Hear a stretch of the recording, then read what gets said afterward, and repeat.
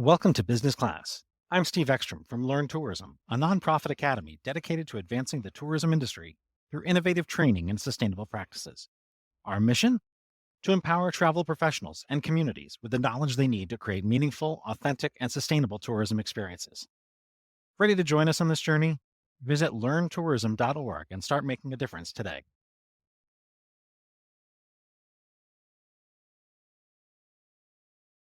Her they answer that.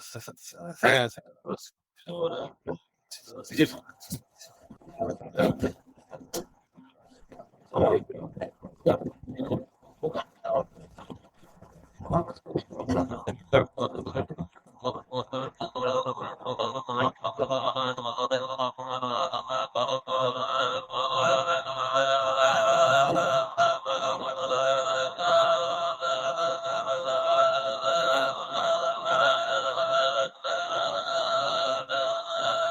Hello there, sir. Where are you today? Today I am in Amish country, Indiana. So it's northern Indiana. What takes you there? I'm making my way to Chicago for the DI conference, where I'll see you. The 5 weeks before the conference, starting this weekend, I will have my 13-year-old niece in a van with me. She spends 6 weeks with you a year. Is that it? Traveling? Yeah, it's crazy. She spent a good chunk of her summer with me every year since she was 4. Amazing. Yeah, and I get to be the steady influence in her life, even though I'm the most nomadic person, family. So the steady influence is the guy that lives in a van. All right. Hey, you got to start somewhere, right? Yeah. Every parent's dream. I sure hope my 13-year-old daughter falls in with some guy in a van. We'll say this van costs more than some homes. So it is a fancy van. I've got a full kitchen. I've got a full bathroom. I just got out of my understating the reality. I don't love camping. When other people are roasting marshmallows, I'm streaming Netflix. Yeah. Yours is a really interesting career path. Yeah. You've been with Destination Toronto for almost 20 years. So coming up onto the summer is 20 years. When did you realize you wanted to work in the destination space or in the tourism space? When I got here, it was an accidental arrival. I was helping out someone I knew through a connection during a period when Toronto was in its post-SARS recovery in summer of 2005, dealing with some other corporate reputation issues. And that was my expertise at the time, having come out of a brief political career.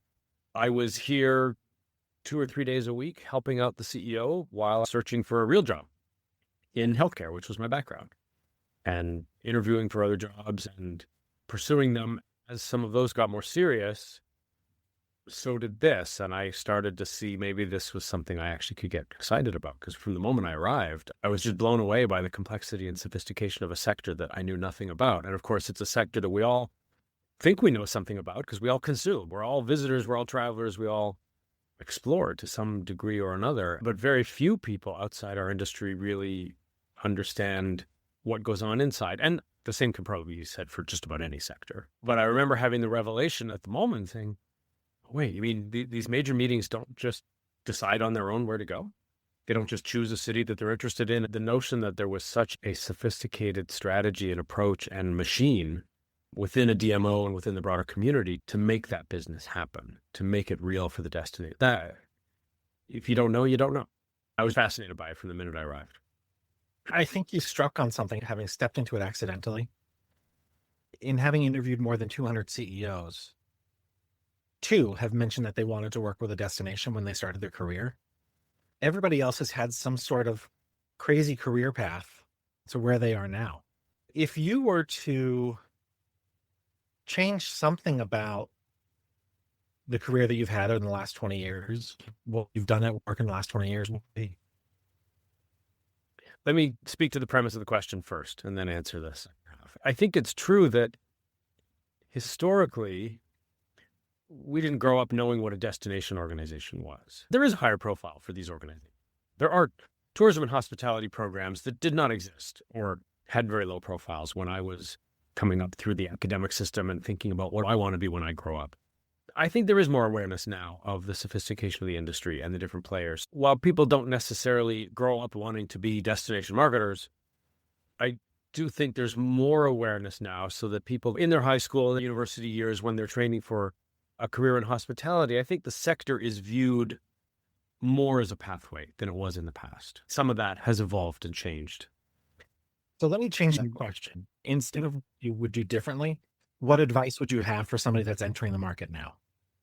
My advice for people newer in their career, this is relevant at any point in a career, and one of the secrets to any success that I've had is building a broad awareness of the world around you. It's about being curious, being aware, keep yourself informed, and be aware not only of what's happening in hospitality, but what's affecting what is happening in hospitality. There are clearly geopolitical issues. There are technology issues. And the more awareness you have of those adjacent and influencing fields, the better you can do any job within your own designated field. So I don't think that's revolutionary thought or necessarily unique to this sector, but one thing I've learned through the 20 years in this field is it is deeply interconnected with just about everything else happening in our world, whether it's economics or technology, political, health. All these fields, all these sectors have a significant impact on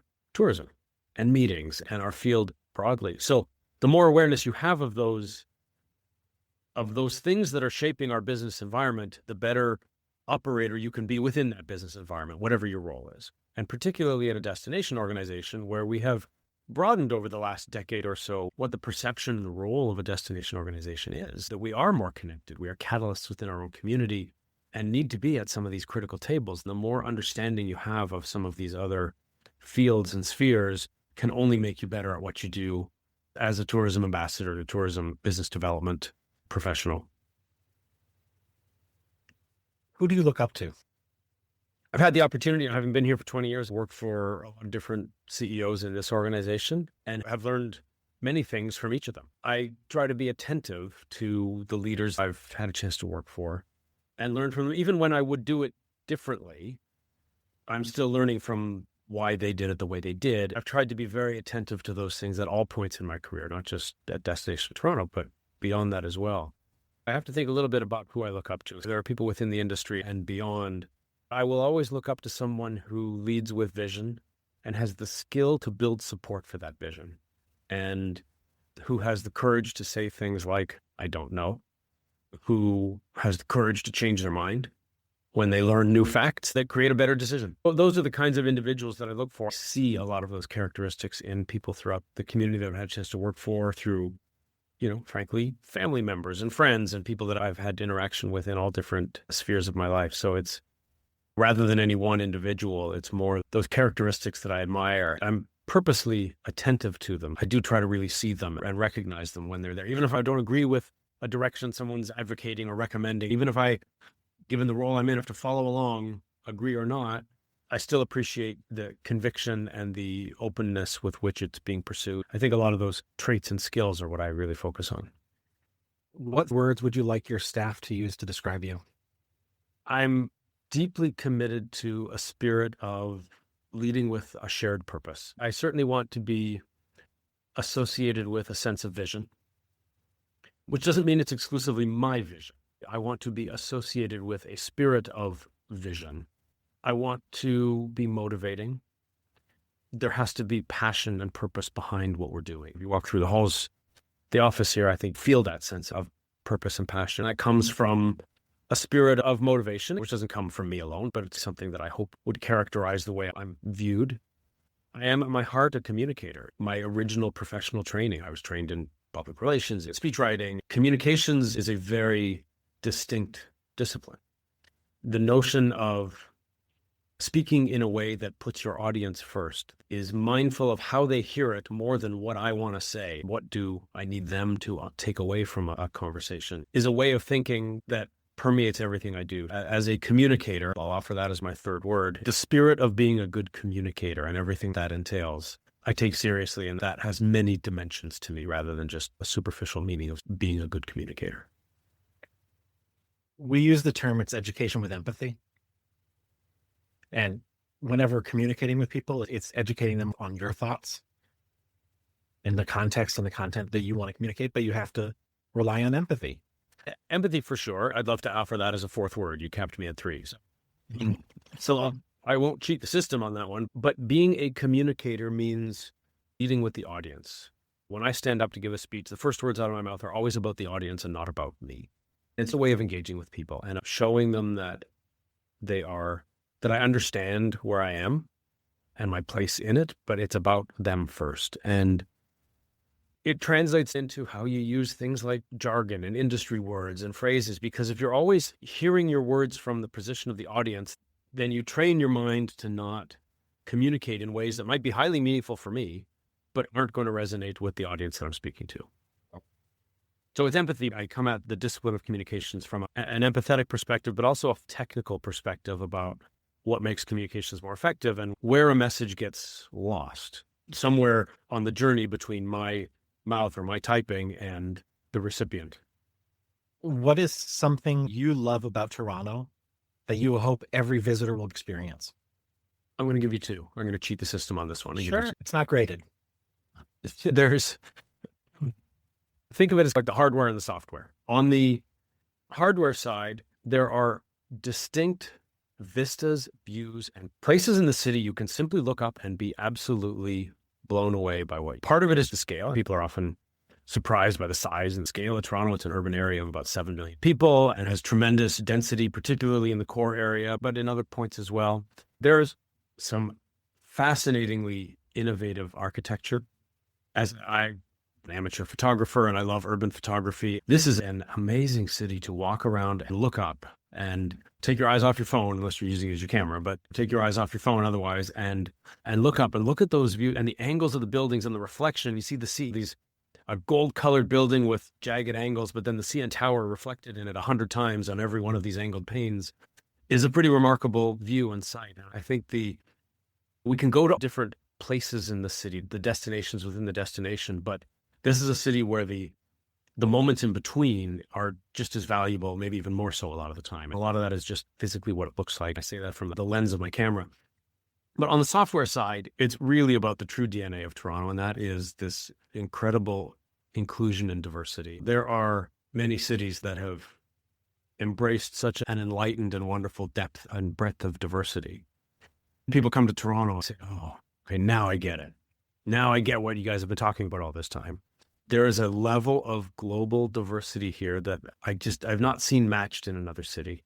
When you have 5 Chinatowns, 3 Little Italies, and when you've got Little India, which is distinct from the Sri Lankan area, which is distinct from other areas, and what that means from a food and the markets and the culture that you see and the people you interact with, that level of global diversity is on full display. But then you take it one step further, and what happens when you start to mix these things together? There's this alchemy that occurs when you have a Greek restaurant with an Eritrean chef and a Mexican sous chef, and they're all going to each other's markets and blending cuisines. It's a more organic remix of cultures and styles and insights and perspective. And that in food, you see it in culture, you see it frankly in boardroom tables. And it's been the superpower of the city for so long. We talk about it a lot. Diversity is a hard thing to sell because there's levels of it everywhere.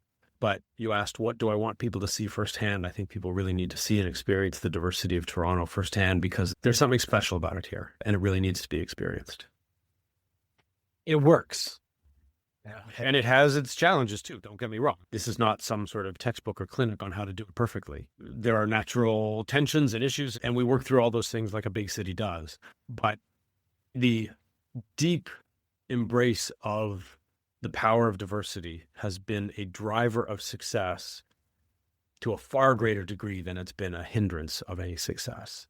There are challenges that come about, but for the most part, it is just deeply understood and embraced to be the core of Toronto's DNA. And it's why we've grown the way we have and why we've had the kind of success at a national and global level that we have.